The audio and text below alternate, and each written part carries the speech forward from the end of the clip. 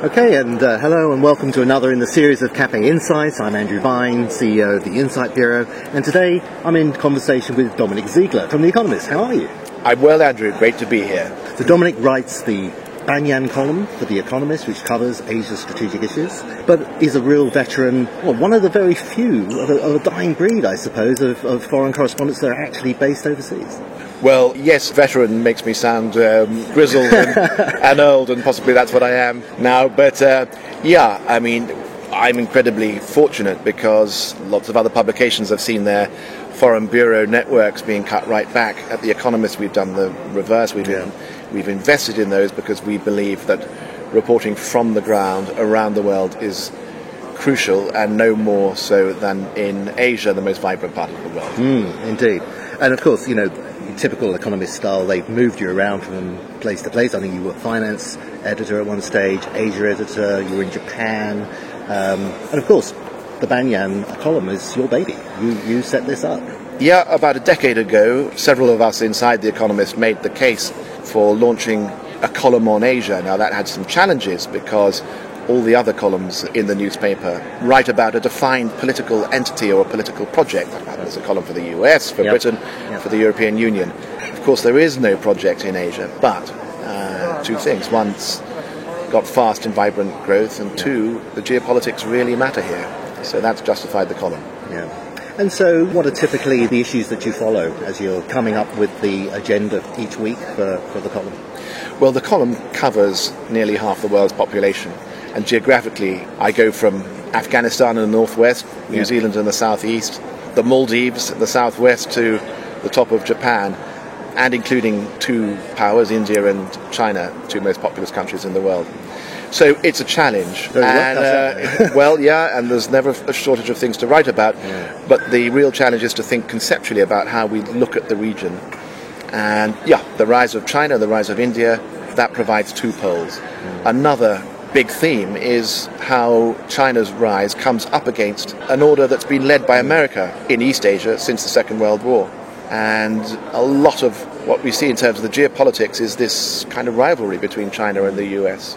And some will say an inevitable one, because it would be back to centuries ago when China had a much bigger role than it is. Well, that's right. In many ways, China's rise is, in fact, as China's leaders would see it, a return to historical greatness, to a long period when China was at the center of the Asian world. That's the order it would like to see re-established. So that's absolutely a big part of what we write about. And then, of course, vibrant, rapid economic growth and development that has had extraordinary benefits in terms of lifting hundreds of millions of people out of poverty. It's a success story, but with that success story come issues, not least to do with the environment. And it's at that point that we see that Asia lacks the kind of sort of institutional structures that we see elsewhere in the world. There's no grouping that thinks about the environment. There's no security grouping, as there is, for instance, in the West with NATO. There are still remaining Cold War fault lines. That's something that's been occupying us this week here in Singapore, and that's North Korea, and the other is down the Taiwan Strait between China and Taiwan. But is that because growth and development has been just so rapid? It just takes time for these institutions and that kind of thing to be set up? Yes, I mean, the growth is so rapid that actually it has until now papered over a lot of the cracks that might have become more visible, a lot of the sort of geopolitical cracks that might have become more visible before. But with growth comes power, particularly in the case of China, and it's at this point that this lack of institutions in the region becomes more visible, and the need for such institutions becomes more obvious. I mean, there are attempts at that. I mean, obviously, China's taking the lead in with America pulling away from TPP. They're trying to fill that gap. The China's Belt and Road is an initiative which is gathering quite a lot of pace, and I know you talk about that a lot. And ASEAN has been trying to get itself integrated more in terms of an economic community, although there are limits, I think, to how successful that's been so far. But I guess it is a matter of time until some of these things will develop. That's absolutely right. All the initiatives you point to are very relevant, and they have in them the kind of kernel of new institutional structures, but these things, certainly in the case of ASEAN, tend to go at the pace of the slowest, and ASEAN doesn't feel that it's in a position to push things harder when there are bigger powers around it. Certainly a big part of what a lot of countries in the region want to do is not to be dominated by one or other great power, the US or China.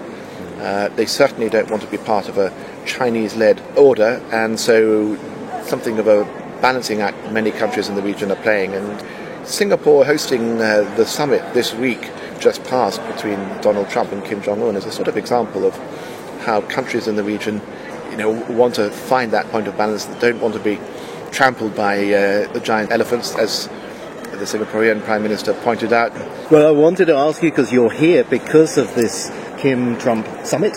From our point of view, it's been quite a spectacle, quite an event, but I think we're all left scratching our heads wondering what was it all about and what did it really achieve. Now, you've written the cover story and some other editorial for this week's Economist, so no better person to kind of ask for an opinion today.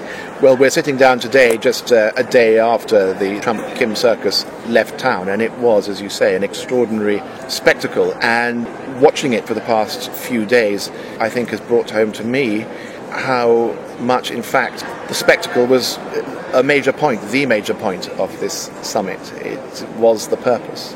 There was a time not long ago when it looked as if the point of the summit was to produce a commitment from North Korea for complete and verifiable denuclearization, dismantling its nukes. But that didn't happen. This was more of a showpiece. I mean, it was an extraordinary thing, surreal in many ways. Trump trying to sell to Kim the idea of a sort of real estate dream. He said, imagine building condos on the beaches from which you currently fire missiles. So there we saw from Donald Trump something of the real estate mogul. But in fact, it was his reality TV side that was most in evidence. And even Kim Jong-un himself said this is something like a fantasy out of a sci-fi movie. There were, however, serious points at stake. At the beginning of the year, it looked as if East Asia might be teetering on the brink of war. So belligerent were the messages that were being passed between Trump and Kim Jong-un, the North Korean dictator. From that point of view, the summit has achieved something good. That's to say, tensions have been reduced. But I do still worry about the outcome. I think it's one that works almost entirely to Kim Jong-un's advantage. And I worry that Donald Trump has given away a lot in terms of leverage, in terms of concessions, that would be very hard to reimpose. It wasn't very long ago that we were seriously concerned with, whether a misstep could lead to a catastrophe. It seems like we've stepped away from that level of danger at least, but perhaps back to the game that North Korea has always played. I mean, it's very hard to measure the level of danger, because a big part of the American strategy was for Trump to sound almost like a madman. Nixon called it the madman theory of deterrence. The point was to convince your opponent that you really were crazy enough to launch an all-out assault on them. So there was a lot of bluster in this. But the risks were there of war. Now we're in this position, I feel, where Kim has come away after an extraordinarily canny performance with a hell of a lot. First of all, this guy who runs a mafia state like a capo, a state with the world's most efficient secret policeman and with the world's worst human rights record. He's come away now validated, just because he's come across as jovial, good-natured, bright, intelligent, almost huggable. Well, he's come away with the makings of a statesman. He's going to be at the UN General Assembly in September. He's got from Trump an invitation to the White House. So this is an image makeover, which for him is hugely important. It's hugely important at home. His father and grandfather, he runs a hereditary tyranny, wanted to meet a sitting US president and failed. He's done it. For legitimacy at home, that's hugely important. And these pictures in Singapore were beamed back to North Korea. That's a first. And on the international stage, again, he's been validated. So that's a huge prize. The second big prize is an easing of sanctions. Now, President Trump did say in his surreal, rambling press conference after the summit that sanctions mandated by the UN would remain in place. But that's not going to happen. Already, for instance, China is easing up. President Trump himself doesn't want to keep up the maximum pressure, as it was once called, on North Korea. It'll also be very hard to reimpose pressure now that it's being relaxed. should Kim Jong-un not stick to his promises to dismantle his nukes? And that's the third point, that the language of the document that both Kim and Trump signed is pure old North Korean boilerplate. We've been here before, more than once. Promises were made, vaguely, that were never fulfilled. And nothing to me suggests that anything to date that Kim Jong-un has offered shows that he's really serious about dismantling his nukes. My guess is that for a guy who's looking to stay in power, to stay alive, not be assassinated, die peacefully in his bed decades hence, is that his tactical task now is to outlast Trump, who may be gone in elections in 2020. And this has eclipsed all the other things that we were previously worried about. I mean, when you look at the state of the world economy, it's a really bright story at the moment. I mean, it seems to be firing on all cylinders. Yet, looming large is this whole threat of trade war. If you're a big business, running the region or running the world, you're looking at things that are happening in Asia at the moment. What are those things that we should be top of mind for a big company? Well, I think it's part of the same story. In a way, this issue with North Korea, in a way, a subset of this contest between China and the US, but it finds its heart in trade. Now, of course, the story of Asia is the story of growth and of tremendous increase in trade-driven prosperity. Trade is what Asia has been all about. And it's important to remember that trade was able to happen because of the order that the US laid down at the end of the Second World War. Its prize, as it were, for defeating Japan in the Pacific is that it was able to set the terms for the region's prosperity after that. And by and large, with a certain amount of hypocrisy at times, but by and large, it providing the basis for free and open rules-based trade. And all countries benefited from it, but the country that knows best how it prospered from it is China itself. So here's the curious thing, that we now have in the White House a president who doesn't believe in this order that America has underwritten for more than 7 decades. He says it himself, a protectionist. He doesn't understand or grasp the benefits of trade. He thinks that trade is a zero-sum game rather than something that raises all boats. And so here is where politics, for the first time that I can remember, really poses a threat to business in Asia. As you say, certainly the US economy is going at full tilt. The Chinese economy is accelerating. The picture here in Southeast Asia is pretty good. In the past, certainly from a sort of investment point of view, it was usually foolish to think about politics when making business decisions.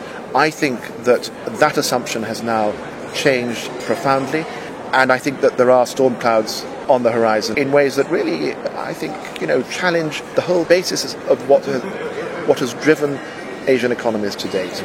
Well, it's great to see you. You're quite an avid sailor, and you just did a trip up to the Outer Hebrides. I've got an ancient old boat, 130 years old, that I love sailing. It kind of connects me to old journeys made by forebears. The sea is the great connector, and it's the sort of unwritten actor in so many of our stories, not least here in Asia, whose prosperity has been basically down to the sea. Singapore is the great port. Hong Kong, where I live. These cities' histories are tied to the sea, and that fascinates me. And you wrote a book just recently, Black Dragon River. That's absolutely right. It's about the Amur River, or L'Amour in French, or Heilongjiang, the Black Dragon River in Chinese. It's the river that forms a big part of the border between Russia and China. It's the 9th longest river in the world, depending on how you measure it. And I like to say that it's the longest river that most people have never heard of. I travelled from the top of the Amur, which rises in Mongolia, down to its mouth in Russia, opposite the top of Sakhalin Island, near the Sea of Japan. And the story of the river is really the story of Russia's push eastward. Strategic affairs covers everything you do in your life, doesn't it? Well, I guess that's right. Well, it's lovely to meet you again and have a chat. Thank you very much, Dominic. Andrew, thank you very much. Trip back to Hong Kong, where you're based. Thank you. It's been a great pleasure. All right.